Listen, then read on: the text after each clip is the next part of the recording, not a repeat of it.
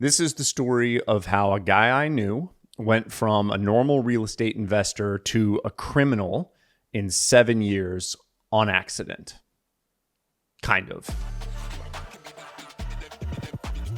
So the story's a bit involved and a bit long, so I've got notes over here on my computer on this nifty stand that I bought for some reason. I'm going to have to kind of go through the notes, and there may be times when I'm actually reading it. I was writing the lessons, like the summation of the lessons at the end, and there's like 10 different things that you kind of pick up as things are going along. So throughout the story, I'll kind of explain, or I'll like give you a look and let you know that like, here is a lesson that you should learn from this, or you could learn from this. Or I guess you should also know that if you're doing some of these things, there could potentially be a jail cell waiting for you somewhere. I have changed the names and I have changed the numbers around to protect the innocent and the guilty. This is a modified version of this story. And the main reason I'm doing it is to teach the lessons of what this guy basically did, to point out the flaws in the methods along the way. Stick with me. It's a fascinating story of some amazing victories and some fantastic growth and an absolute epic destruction. We shall call him the investor. The investor decides he's going all the way, like full time. First year, he does 2 flips. Like, I know that doesn't seem like a lot, but like for your first year, 2 flips is a pretty decent amount, especially the way he did it. 2 flips first year. He made 50 grand on one and 60 grand on the other one. So $110,000 gross profit margin in year 1. Sounds pretty good. Okay. So year 2, he does even better. He's ramping up marketing. He's working on the things that you should be working to grow your business. He's also realizing that the higher the dollar amount houses that he's doing, the higher the amount of profit, because you're basically getting profit off of the percentage of the house. So if you're doing $1 million house and you want a 10% profit, that's 100 grand. If you do a $100,000 house and you want a 10% profit, that's 10 grand. So he's kind of realizing this as well. Like, well, why don't I just go rehab bigger, nicer houses? Second year, 60K profit, 80K profit, 90K profit. So he does 3 houses his second year. Gross in his second year as a real estate flipper is $230,000. Third year. Now here's where things start to kind of get interesting, and there's a lesson. So far, what he's done is amazing. He's taking a little bit more risk for the amount of profit that I think he should be based on the retail of those houses. Like, the deals were always a little bit thinner than I thought they should be. But Nashville at this point in time is like careening up. This is way pre-COVID. This is probably back in like 2015 when this got started. But Nashville's just on the way up. So this dude's a rock star at this point in time. So in his third year, he learns a new strategy, which is new construction. And so he hires a general contractor and moves over into new construction for his first 4 build. So he finds a lot that he can build 4 on, and he makes $80,000, not on the entire thing, on each of the 4 units. So dude makes $320,000 on 4 houses, which was incredible. He also made 35 grand on a rehab. Now, he made 35 grand on a rehab that he was supposed to probably make 80 or 90 on, but because he was focusing on some other things that are to come, he was a little bit negligent on that. But he still made $355,000 his third year flipping houses. Here's what else he did. His 2 kids started private school, pulled them out of public, and they went to a Christian school. 8 grand a year each. His wife got a $1,200 a month car payment, and they moved to a new house. And their house payment went from $1,600 a month to $4,800 a month. You kind of get what I'm saying. Like, all of a sudden, he's created a bunch of obligated monthly payments for himself because he feels like he has established the fact that his income is going to be high going forward. So getting a bunch of higher monthly payments seemed okay at this point for him in his third year, or his junior year, if you like to think about it like freshman, sophomore, junior year, as a real estate investor. Keep that in mind. It gets worse. He levels up big time in year 4. He buys himself a $180,000 Mercedes. So I don't know if there was payments on that or if he paid cash. I don't remember the exact details on that one, but I do remember his wife's car payment. He also does this. This is the big level up, year 4. His first GP LP deal. So that means general partner, limited partner. So he goes and raises a bunch of private money from local real estate investors and people who lend money, pairs it with bank money, and takes down some bigger projects. And I did say projects. In year 4, his senior year, freshman, sophomore, junior, senior year of real estate investing, he buys a $6 million deal. That's a 12-unit build. He buys a $9 million deal. That's a 20-unit build. And he buys a small mixed-use commercial deal that was $4 million.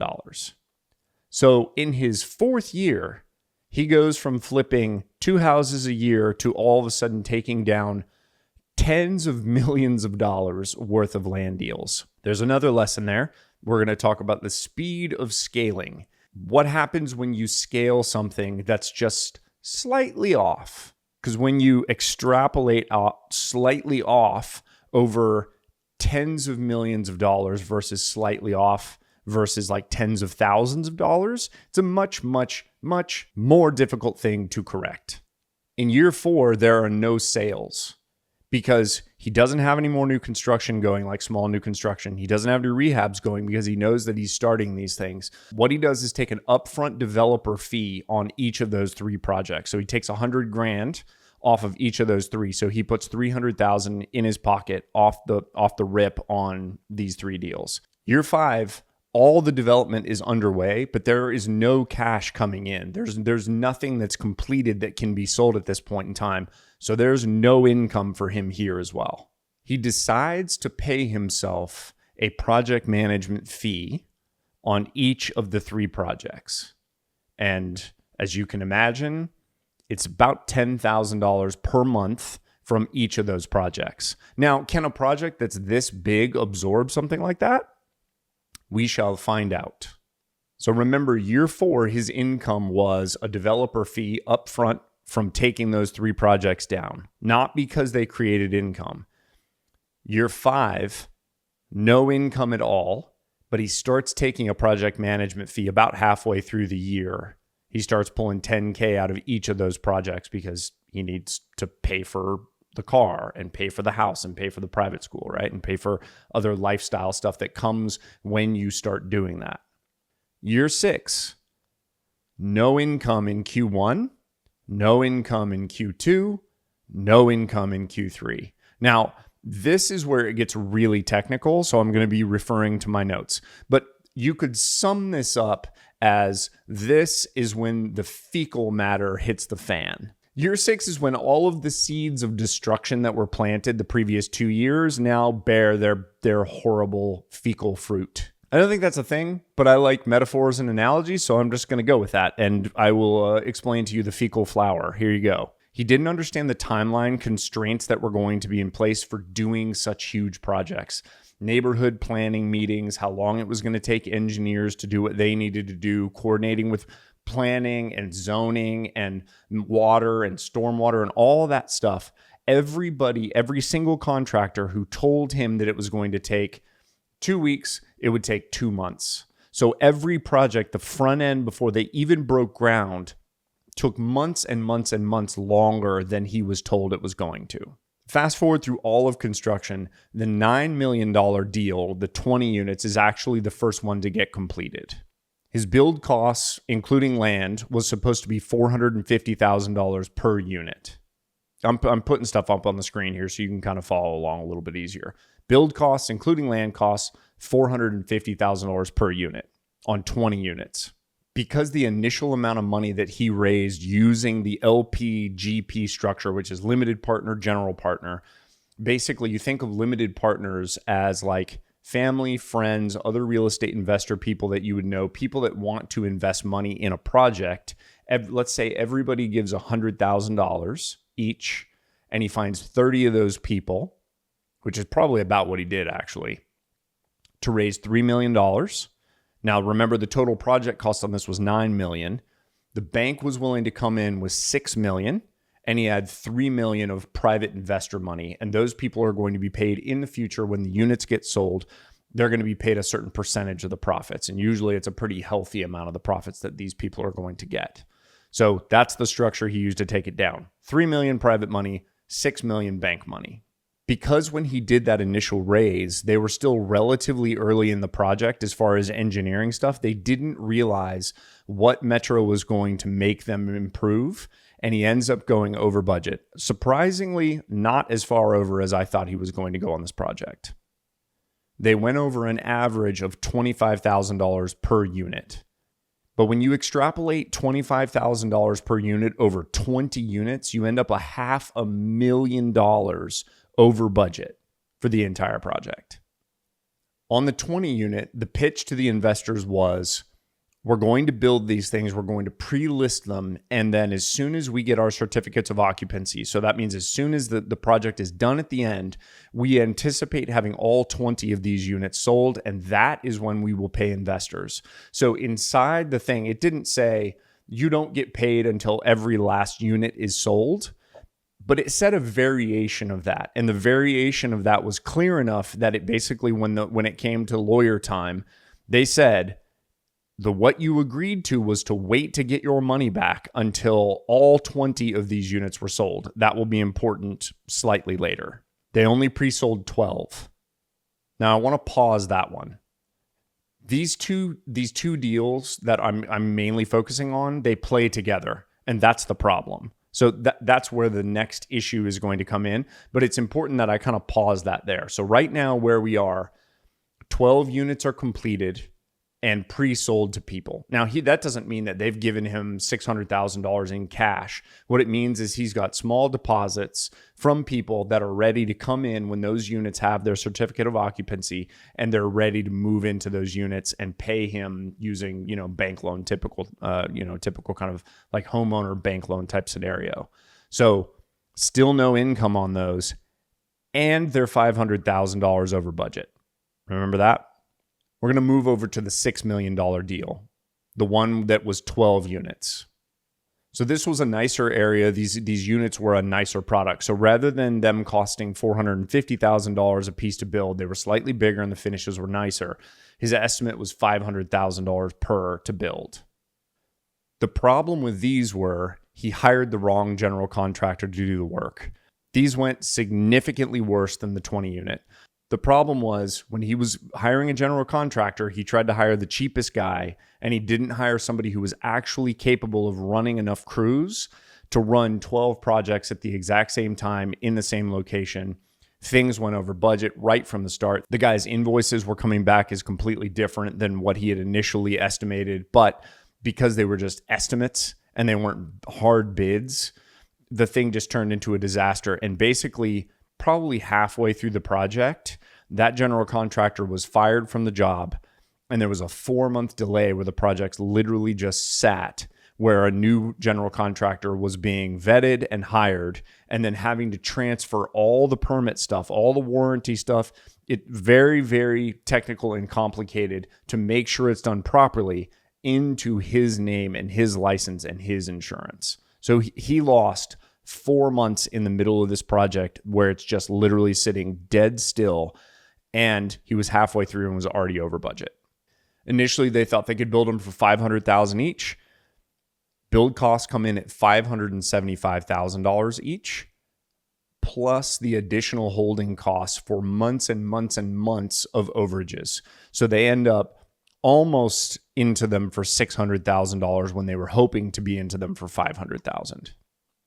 So I imagine what you're thinking now is, where did the extra $500,000 come from to go over on the first project? And where is the extra almost $1.2 million in overages coming from to pay for the second project?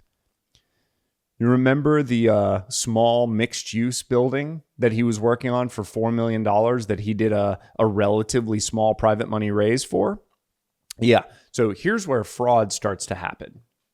Now remember, he's got this mixed-use building that he was raising money for. Instead of using that money to actually take this deal down, what he does is use that money temporarily to pay the contractors so they will finish this job. And what he thinks is, As these units are selling, I am going to take this money and I'm going to replace it over here. Now, remember, he's also got this other project over here that's way, way more out of line. But this 20 unit over here is now completed and they're selling more units. So what he's doing is he's taking the profit from this and he's going to continue to pay the contractors to finish the more expensive 12 unit, right? His thought process was, this will all shake out. This is all going to shake out because this is still a profitable project. This is still a profitable project, and this will be a profitable project as well. But do you remember the $10,000 a month that he was taking from each of the projects? That becomes a problem. So what he's created for himself is a horrible, horrible situation where he's basically playing Russian roulette with 3 different massive problems. Because what's happening over here on the 20 unit is those additional units are selling.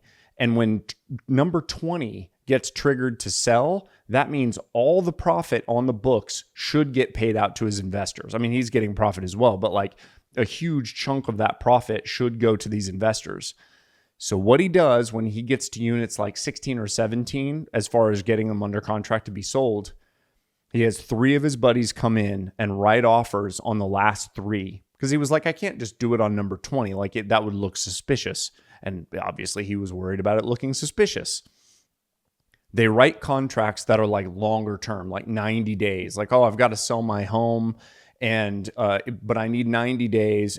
And if I can't sell my home for whatever reason, I want to get out of the contract with no skin off my nose. I don't want to lose earnest money. I don't want to do anything like that. So he creates and manufactures these 3 fake contracts to hold those last 3 condo units for one reason, which is to keep the profit and to keep all the money that was circulating in this project out of the hands of investors so that he could heal his problems in both of these other 2 entities that are completely separate.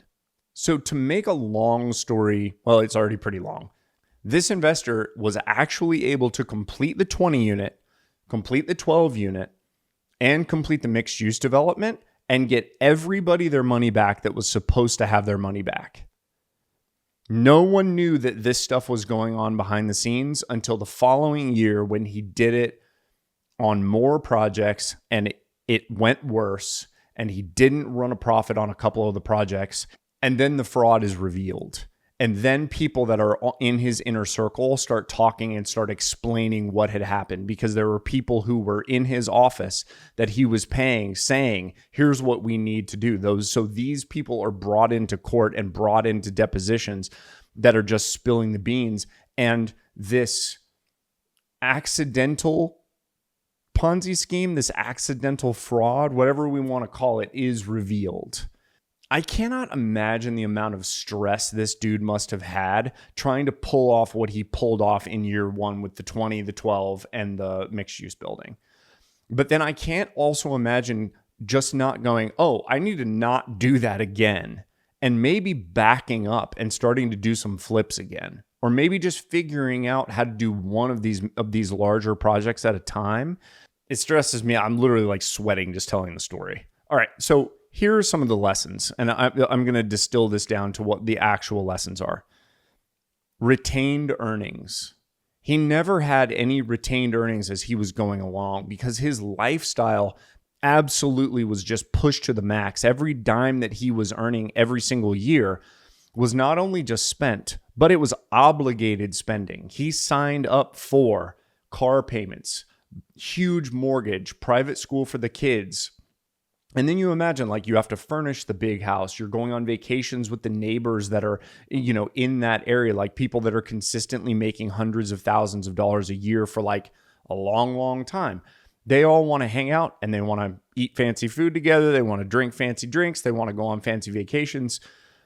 When you're spending every single dollar that you make and you're not retaining a significant amount of earnings, you have no cushion. You must have retained earnings so that as you grow and as you continue to like make mistakes as you're growing, because you started with doing one house at a time, then you started doing 2, then 3, then 4, then 5, then 6. And you realized at number 6 that you didn't quite have the right team and all the projects went slightly over budget. Your retained earnings are what you can then put back into those projects to bail you out. And does it suck to have to do that? Yes. But is it better than going and figuring out how to commit fraud and like fake borrow people's money to get that done? Yeah, absolutely. So retained earnings are something that is a must. Managing lifestyle creep. It's very easy to allow lifestyle creep to happen because you also feel like I made 200 grand last year. Why would I not make $200,000 going forward? But when I explained in the beginning, when I use the analogy of freshman year, sophomore year, junior, senior, this dude made hundreds of thousands of dollars by the time he was just a junior, which when you think about that level of education, it seems a little crazy to assume that that is going to be something that's repeatable forever. You hope it is, but you don't expand your lifestyle to meet that expectation of every single year I'm going to make $200,000 a year when you've only done it for like 2 years. That's crazy. Now, can you go buy a $100,000 car one year when you've made $300,000? Yeah, you absolutely can.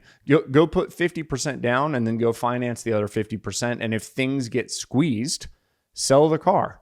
Even if you're selling the car at a loss, you're still going to get some cash back to go do something with, to maybe try to fix the problem that you have. And the bigger thing is you're getting rid of an obligated monthly payment. So like, let's say your $100,000 car, $50,000 worth of debt on it, monthly payments, $800, $900. I don't know what it is. Maybe it's worse than that now. Is that a great plan? Probably not. Could you do better things while you're at that stage of your life with your money? Yes, for sure you could, unless you're like a great collector of cars. This is a less obvious one. Moving from one investment type to another investment type and assuming that because you did really well with the other ones that you're going to do just as well or better with the new ones, because they seem like they're kind of the same thing. So he went from like, oh, I do real estate. Okay. Renovating single family homes is a completely different thing from raising significant capital and then paying big boys, engineers, architects, dealing with the city to do a huge multifamily project. They are completely different things. Are they houses? Yes. Very obvious to anyone who is listening to this, very different. So when you take the leap from something like single family houses into a multifamily project, how do you do it? You do it with great trepidation and with much safety. So there are ways to structure partnership deals with people where they're taking a significant amount of the risk so that as you're learning, if things go really well, they are more benefited. They will get more profit than if you would have just done a typical like LPGP type structure. But in order to learn something without you having to take the hit, you typically have to give away more of the project if the project goes really well. But that's a great way to learn something, is to allow somebody else to take the risk. But that doesn't mean you don't explain those risks to this person. You say, I've never done a 20 unit before. I've only flipped 5 single family houses. And what are you going to hear? Typically what you're going to hear when you're trying to scale that fast, which brings us into the next thing, is why are you making this transition and how are you so sure that this is going to work? So when you're scaling up at such a hockey stick level, just going absolute vertical, you have to have professionals that are involved on your team that have done this stuff before and can assure people this is going to work, because I've been doing this for 20 years. So while this investor guy is brand new, he's smart and he hired the right people around him, the right team to make sure that this is going to go well. And even then, there are still some huge multi-$100,000 ifs and things that can come up in the process. Using funds from one project to pay to complete another project is a very dangerous cycle to get into. Now, can you do it? Yes. Can you come out unscathed having done like One move, yes. But when you're doing multiple moves going forward and you're realizing that you've basically built a business structure that is operating incorrectly because you're not making enough profit on every single deal or you're going over budget on every single deal, the worst case scenario is doing something like in a market right now where prices aren't vaulting forward like they were in Nashville, where they're just going up like 10% a year, which is probably one of the reasons this guy was actually able to continue going forward, was the increased appreciation by him just screwing up construction and taking longer. He actually started making more money, like more profit by having to wait. That is not the case anymore. You go over budget, you go over time, and there's a slight price drop that has to happen, which we're seeing a lot right now across the board.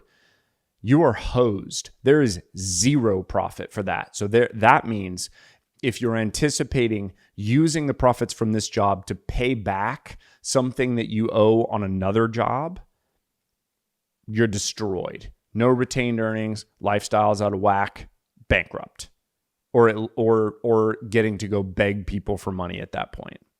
The last thing takes a massive amount of humility, and it's being willing to go talk to people when you realize you are stuck, being willing to sit down with somebody who knows a hell of a lot more than you do about the situation that you're potentially in, and sit down and say, I am stuck and I need help. And that doesn't mean I need you to give me money. What it means is I need you to help me think my way out of this.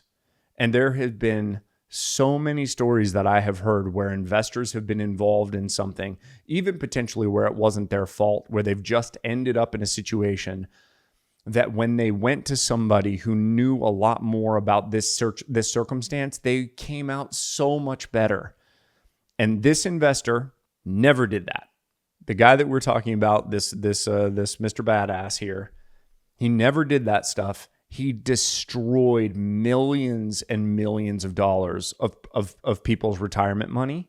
He committed fraud. He's chased all across the United States, people trying to find this guy to get their money back, to sue him. This will literally chase him for the next 20 years of his life. He could have fixed it early on if he would have just sat down with somebody and said, here's where I am. What's the best way to deal with this situation? Last one is don't commit actual crimes, because that was what he was starting to do at the end. He was actually forging documents where people were being involved in one project, and he would go in and forge their signature or change the actual address on the document so that he could then move money over to another project, like just literal, total, complete fraud. But the funny thing was, I know for a fact in his mind what he was thinking was, I can fix this. I can fix this. I can fix this. I just need some room and some flexibility. And people are so inflexible with this. Like, I know I just need some room so I can fix this. And my daughters, they're both in school, and it's $8,000 a year and each. And I can't tell my wife she has to sell her nice Lexus because she's sacrificed with me to get here. And so I'm going to fix this, but I need some flexibility from people. You see what I'm saying? I can see how the Ponzi scheme of real estate investing can start, and you can see how it can easily snowball out of control. So now I want to give you a little pitch for Nashville Money Guys, and stay with me because I'm going to roll this into this story to explain how, if you are trying to get involved with people in partnerships or in lending, how to protect yourself more. This is super important because the reason those LPs, the limited partners, the people that were using their retirement money and giving $100,000 in for a little piece of this huge project, is they have no control. Once their money goes in, they have no control of that. They can't go in themselves and go foreclose on the property. They don't have the right to do that. They're at the whim of a GP. Now, if they're committing fraud, there's a bunch of stuff that can be done. Here's the difference. With Nashville Money Guys, the way we structure our deals, there is no GP-LP. If you loan money on one of the projects that we do, you have a first mortgage. You have an address that is associated with your money. The only other people involved in that deal are the Nashville Money Guys, and we have second mortgages. You have a first mortgage, like the bank. We have a second mortgage. It's a variation of a second mortgage. We could easily have raised a bunch of funds and done what they call a fund, where we basically take everybody's money and we pile it together in one account and then we do loans out that way. But what we like is the safety aspect of what we do, and the investors like it as well, where you loan money in, first position, you know the address, you can go drive by the house, you can go look at it, you own the first mortgage on that house. Our structure is a really simple one to understand. And I think that people get confused going into an LPGP type situation or a REIT, even some scenarios with the stock market where they feel like if it sounds complicated, then it must be fancy and that must mean they're going to get a good return. That's not the case at all. If you understand, hey, you're going to invest with us, you're the bank. You're the bank. You're in the first mortgage position on this house. You have a first mortgage, and then Nashville Money Guys has a second mortgage. And then the guy who borrowed the money is the one who's flipping the house. And we're also making sure that he's doing the work that he said he was going to do, because he submitted a bunch of paperwork on the front end saying, here's what I'm going to do. And then he does his work. House gets sold. Everybody gets paid back. And then we go do another deal. It doesn't have to be fancy for you to get a good return on your investment and be safe. Now, are there LPGP deals that are fantastic and that pay great? Yes, there are. They're hard to get into because the people with really long track records typically build really big books of people that want to invest with them because they're trustworthy. If you are looking at people who have only done deals over the last 2, 3, 4, 5 years, just recognize the danger of potentially doing that. And the market shifted so hard with interest rates. What we're seeing right now is a bunch of these new LPGP relationships absolutely are going to get destroyed when the banks call and say, hey, you remember the $6 million loan that we gave you at 3.5%? It's now adjusting to 7.25%. And your cash flows do not cover this thing. So we actually need you to bring $2 million more to us to pay us down to get in line. And those new GPs are going to go, I don't know where to get $2 million more. Or maybe they're going to go look at their other project and they're going to pull some money from that and they're going to take it over here. And then maybe they're going to do it from over here. And then maybe the whole thing goes up in flames. I am literally sweating in my plaid shirt and it's 70 degrees in here. This gets me so fired up and I get so anxious thinking about being this person, investing the way that they did and being so reckless and careless with other people's money. It absolutely just, it gets me. If you're interested in finding out more about investing with Nashville Money Guys, as far as you being the bank, please reach out to us. NashvilleMoneyGuys.com is the website, and you can just contact us, and one of us will call you. We have a lot of borrowers right now that are coming in, the business is growing, and we're looking for new underlying lenders. The bank, we're looking for new first position people. If you're a borrower and you've got a flip, bring it. Go to the website, NashvilleMoneyGuys.com. Fill out the application. There's no fee or anything like that. If you've got a great deal, we potentially will loan you 100% of what it would cost to buy it and to fix it up if you've got a great deal. I got to go take a shower. Thanks for watching. I'm Brandon McDonald with the Nashville Money Guys.